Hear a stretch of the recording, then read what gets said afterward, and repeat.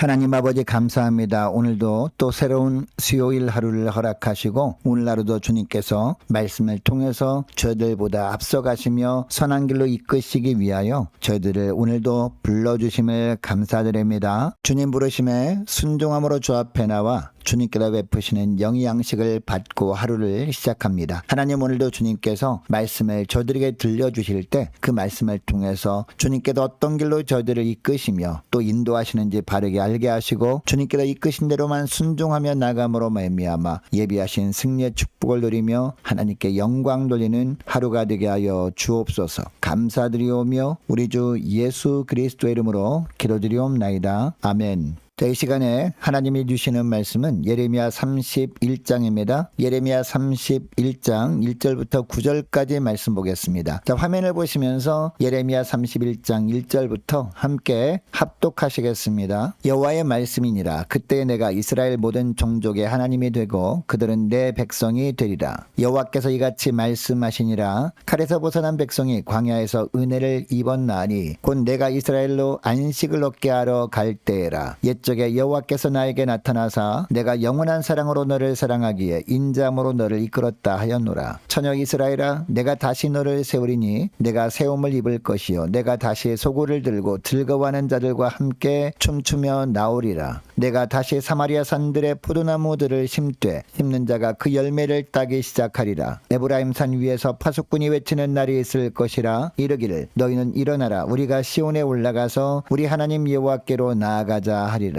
여호와께서 이와 같이 말씀하시니라. 너희는 여러 민족이 앞에 서서 야곱을 위하여 기뻐 외치라. 너희는 전파하며 찬양하며 말하라. 여호와여, 주의 백성 이스라엘의 남은 자를 구원하소서 하라. 보라, 나는 그들을 북쪽 땅에서 인도하며 땅 끝에서부터 모으리라. 그들 중에는 맹인과 다리 저는 사람과 잉태한 여인과 해산하는 여인이 함께 있으며 큰 무리를 이루어 이곳으로 돌아오리라. 그들이 울며 돌아오리니 나의 인도함을 받고 간구할 때에 내가 그들을 넘어지지 아니하고 물 있는 계곡의 곧은 길로 가게 하리라. 나는 이스라엘의 아버지요 에브라임은 나의 장자니라. 아멘. 여러분, 인생을 살다 보면 순풍이 불 때가 있고 역풍이 불 때가 있죠. 이 순풍과 역풍이 계속 교차되는 것이 바로 우리 인생입니다. 살다 보면 평탄한 삶을 살게 될 때가 있습니다. 우리가 원하는 대로 일이 척척 되어질 때가 있고, 그리고 고난의 시기를 지날 때가 있다는 겁니다. 우리가 예상치 못한 어려움을 만나서 힘들어할 때가 있다는 겁니다. 자, 그런데 삶이 평탄할 때는 예수 믿는다고 하면 전부 다 믿음이 있는 사람처럼 보입니다. 그러나 역풍을 만나서 고난의 시기를 지날 때 보면 그 사람이 진짜 믿음이 있는 사람인지 아닌지 분명하게 구별되는 것을 우리가 볼 수 있습니다. 여러분, 믿음이 있는 사람은요, 인생 가운데 역풍을 만나게 되면 어떤 반응을 보일까요? 모든 상황을 하나님의 주관하시지라는 생각이 있는 사람이잖아요. 믿음이 있는 사람이라면. 그렇다면 어떤 삶을 살아갑니까? 인생이 내 뜻대로 안 되어지고 계속해서 문제가 꼬이게만 할 때도 모든 환경을 주관하시는 하나님만을 바라본다는 겁니다. 그리고 하나님만을 의지하며 그 하나님만을 잠잠히 신뢰하면서 주님의 때를 기도하며 기다린다는 겁니다. 여러분, 믿음의 사람이 이렇게 살아가는 이유가 무엇일까요? 또 오늘 본문을 보니까 첫째로 하나님께 이미 은혜를 입은 자들이기 때문이라는 거죠. 구원의 은혜를 이미 입은 자들이기 때문에 그렇게 한다라는 겁니다. 자, 오늘 보면 1절 말씀 보시기 바랍니다. 앞장에서 시작된 이스라엘의 회복의 내용이 이어지고 있습니다. 1절 중반절부터 보니까 그때라는 단어가 나옵니다. 여러분, 여기 그때라는 것은 언제를 말하는 거냐? 이스라엘 백성들이 바벨론에서 예루살렘으로 돌아오게 되는 때, 그때를 말하는 것이죠. 그리고 이스라엘의 모든 종족이라는 단어가 나오는데 이것은 이스라엘 12지파 전체를 가리키는 그런 단어입니다. 즉, 하나님의 구원이 이스라엘에 속한 모든 자들에게 임할 것이다 라고 강조하고 있는 표현이죠. 구원에 대한 구체적인 표현으로 2절에서도 나오는데 2절 말씀 보시기 바랍니다. 칼에서 벗어난 백성이 광야에서 무엇을 입었다? 은혜를 입었다 라고 하고 있습니다. 그리고 3절 말씀에도 보니까 하나님의 이스라엘 백성들이 범죄하여 이방 국가들의 포로 생활에는 준엄한 징계에 처하게 되었지만 주님께서 그들에게 은혜를 베풀어 주심으로 말미암아 영원히 버리지 않고 그리고 하나님의 정한 기한이 이르러서 다시 회복시켜 주신다, 이런 말씀을 하고 있습니다. 왜 이렇게 말씀하시느냐? 이스라엘 백성들은 하나님의 언약 백성들이었기 때문입니다. 여러분, 비록 바벨론의 포로로 끌려간 가운데 살고 있던 그런 유다 백성들이었지만 여러분, 그들이 하나님께는 어떤 백성들이었습니까? 아브라함 언약을 맺은 백성들 아닙니까? 그래서 이 아브라함 언약을 기억하기 위해서 또 모세 언약을 또 해주시죠. 또 세겜에서 세겜 언약을 또 갱신해 주시죠. 또 다윗 언약을 베풀어 주신단 말이에요. 너희들은 언약 백성이야 라는 것을 지속적으로 그때마다 강조한 겁니다. 그래서 언약 백성들과 맺으신 언약을 지키시기 위해서 이렇게 말씀하시는 겁니다. 여러분, 험한 세상을 살아가는 우리도요, 하나님과 언약을 맺은 백성들 아닙니까? 우리가 예수 믿는 순간부터 우리 주님과 우리는 십자가 언약을 맺은 관계입니다. 그래서 우리 주님께서 은혜로 우리를 구원해 주신 것이죠. 우리 영혼을 구원해 주셔서 죄에서 자유함을 가지고 살게 하시는 하루하루를 살아가고 있는 것입니다. 여러분, 하나님은 하나님의 언약 백성들에게 그래서 이제는 어떤 삶을 살게 합니까? 두려움보다 평강을 주시죠. 그리고 무거운 짐 대신에 참된 안식을 날마다 가져다 주시고 그 안식을 누리게 하시는 하나님 아니시겠습니까? 여러분, 그러므로 오늘도 우리가 수많은 문제를 가지고 살아간다 할지라도 예수님께서 십자가 은혜로 우리를 구원해 주시고 이 하나님의 언약 백성 삼아 주신 그 주님만을 온전히 바라보며 온전히 믿음으로 살아가야 될 줄로 믿습니다. 이런 삶을 살도록 하기 위해서 오늘 하루라는 시간을 저들에게 허락하신 줄 믿으시기 바랍니다. 자, 그리고 둘째로 회개하고 돌이키기만 하면 하나님께서 다시 예배자로 세워주시기 때문이죠. 자, 4절 말씀 보시기 바랍니다. 자, 하나님께서 이스라엘 백성들을 뭐라고 부릅니까? 처녀 이스라엘이라고 부르고 있습니다. 그리고 내가 다시 너를 세우겠다라고 하고 있는데 무엇으로 세우시겠다는 겁니까? 예배자로 세우시겠다는 거죠. 여러분, 이스라엘 백성들이 하나님께 안식일 날은 예배를 드렸지만 나머지 날은 우상 숭배하며 살아갈 때는요, 그들의 예배를 하나님이 받으셨을까요? 받지 않으셨다라는 겁니다. 그 증거가 뭡니까? 바벨론의 침공이었고 예루살렘 함락이었고 예루살렘 성이 완전히 무너진 사건이었습니다. 여러분, 바벨론의 포로로 끌려간 지 70년 지난 이후에 이제 예루살렘으로 돌아오게 되었다라는 것은 무슨 얘기예요? 이제는 너희들을 다시 예배자로 세워주겠다. 너희들이 온전한 예배를 드리기만 하면 그 예배를 내가 다시 받아주겠다. 이런 의미라는 것이죠. 하나님의 회복에 대한 언약의 말씀이 응답되었음을 체험하면서 여러분, 이스라엘 백성들이 어떤 마음이었을까요? 하나님께 너무나 감사했을 겁니다. 자기들 마음에는 하나님께 예배를 드리고 싶었을 겁니다. 근데 그 예배가 하나님께서 받아주실까? 받아주지 않으실까? 몰랐을 때 얼마나 답답했을까요? 그런데 우리 주님께서 예루살렘으로 돌아오게 하십니다. 그리고 예루살렘에 돌아오면서 어떤 마음이 들었을까요? 아, 이제 하나님께서 우리 예배를 받아주시는구나 라고 생각하고 얼마나 감사했을까요? 다시 예배자로 세워주시는 은혜의 하나님으로 인해서 기뻐하며 찬양하며 예루살렘으로 돌아왔을 겁니다. 자, 5절 말씀 보시기 바랍니다. 이스라엘의 남은 자들이 사마리아 산으로 돌아와서 다시 경작하며 소출을 하게 될 것이다 라고 합니다. 여러분, 사마리아는 어디입니까? 바로 북이스라엘 수도 아니었습니까? 바벨론을 포로로 끌려간 자들이 남유다 백성들이잖아요. 근데 북이스라엘도 회복시켜 주시겠다라고 하는 것을 보면 예배자로 주님께서 세워주시는데 온전하게 세워주신다라는 뜻이거든요. 그리고 한두 사람만 세워주시는 것이 아니라 모든 언약 백성들을 남김없이 다 돌아오게 하시고 회복시켜 주신다. 이 말씀을 하는 겁니다. 자, 6절 말씀 보세요. 6절 보니까 더 구체적으로 나오죠. 에브라임 산에서는 파수꾼이 예배의 나팔을 불 것이다 라고 합니다. 예배자로 다시 세워주시는데 어디서 예배를 드리는 예배자로 세워주시느냐? 바로 시온에서 예배드리는 예배자로 세워주겠다. 이 말씀을 하고 있는 겁니다. 여러분, 그 당시에 예배는 어디서 드려져야 돼요? 예루살렘 성전 아닙니까? 그래서 예루살렘으로 돌아오게 하신 거예요. 예배자로 회복시켜 주시겠다는 의미로 예루살렘 성전도 다시 세워지게 하는 게 바로 역사의 사실인 겁니다. 여러분, 이것을 통해서 우리가 무엇을 깨닫게 됩니까? 어떤 환난 가운데 우리가 살고 있다고 해도 늘 하나님의 통치 아래 우리가 살기만 하면 결국 하나님께서 하나님의 때에 주님께서 회복시켜 주실 뿐만 아니라 다시 온전한 예배자로 세워주신다라는 겁니다. 이로 인해서 탄식 대신에 즐거움 넘치는 삶을 살게 하신다라는 겁니다. 여러분, 진짜 즐거움은 어디 있는지 아십니까? 예배에 있습니다, 여러분.